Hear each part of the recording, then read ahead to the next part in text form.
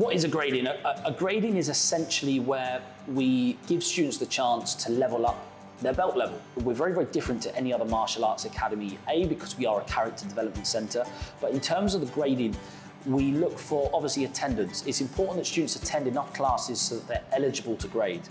We can't have students doing 2 classes and then taking part in the grading.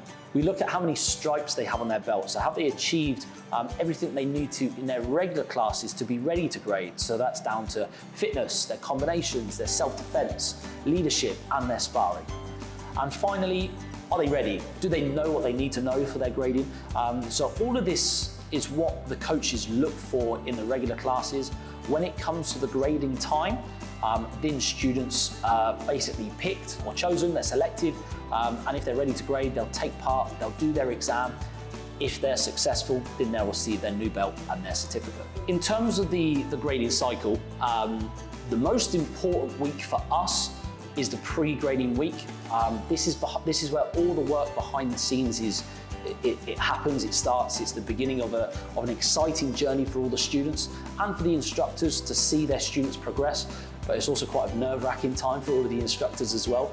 So what happens in a pre-grading week? So we have our grading sheets. So on those pre-grading sheets, we write every single student down in every single class.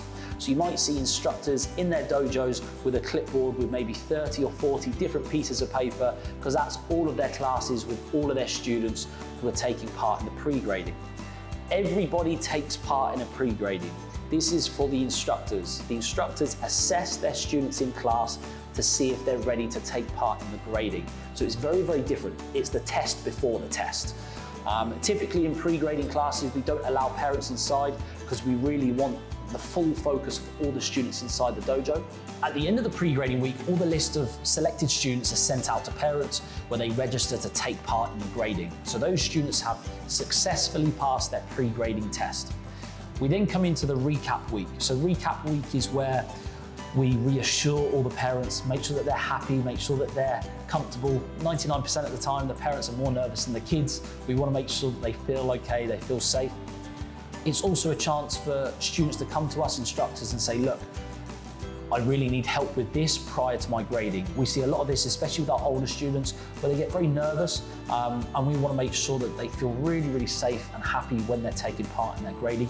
That's why recap week is probably, it's a really safe, it can be a very calm week, but also is very nerve-wracking at the same time. Once the recap week is finished, we then move into our grading week. So this is a big week. This is where tension's high, everything's that you see, all the instructors, they change, they become very, very serious. The grading week, we're very strict with lateness in the class. If a student is more than 5 minutes late, they are not allowed inside the dojo. That's the rules. It always has been the rule, because if that student's late, it affects every other student inside the class. We're a team when we're inside the dojo. Typically, the way that a grading works, students will come inside, they'll do a quick warm-up, they'll sit down with their coach. The coach will sit down and talk to them and make sure they feel okay, feel safe.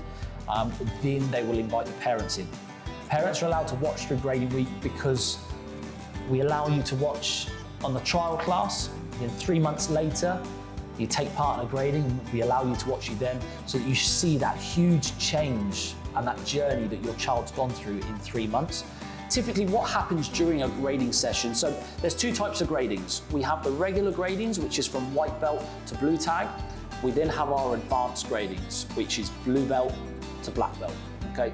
So the regular gradings from white belt to blue tag, the way that the lesson sort of looks and the general outline of the class, it starts with a 5-minute warm-up and a chat with their instructor, just to calm them down, settle the nerves, make sure that they feel relaxed. We start straight away with techniques and combinations. We start from white belt and we work up to the highest grade in that class. After that, we go through self-defense. The process is the same. We start with white belt and we work up towards the highest grade in the class. Once self-defense is done, we move on to leadership. So leadership is done, we start with the highest grade. The reason for it, the highest grade has got experience. They know how to do leadership. They set the standard so that the less experienced students can follow. Once leadership is done, we move on to fitness. So fitness consists of push-ups, sit-ups, squat jumps, and the plank position. Each belt level has a different number or a different time period to do those particular exercises. And finally, we move on to our concentration test. This, for me, I feel is one of the most important things, or the most important part of a grading.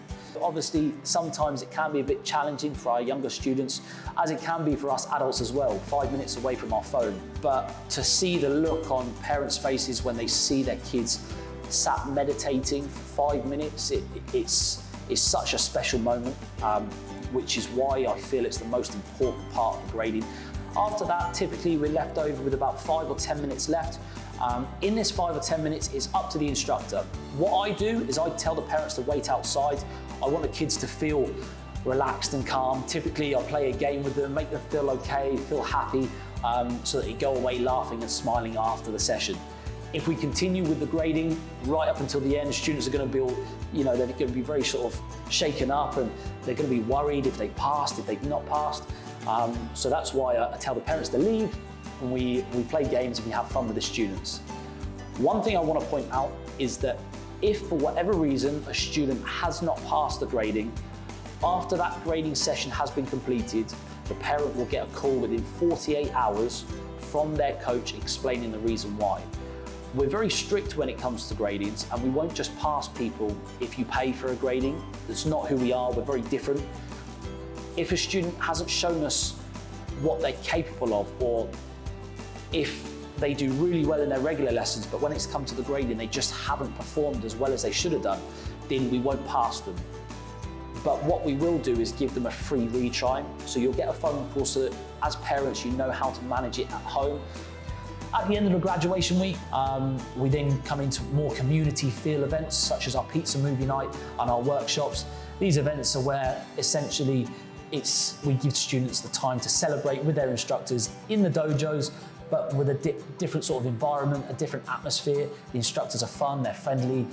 You won't see them in their uniforms, they'll be relaxed. You'll sit down, you'll watch a movie, eat a pizza, and it's such a great time. So that is pretty much our 4-week grading cycle.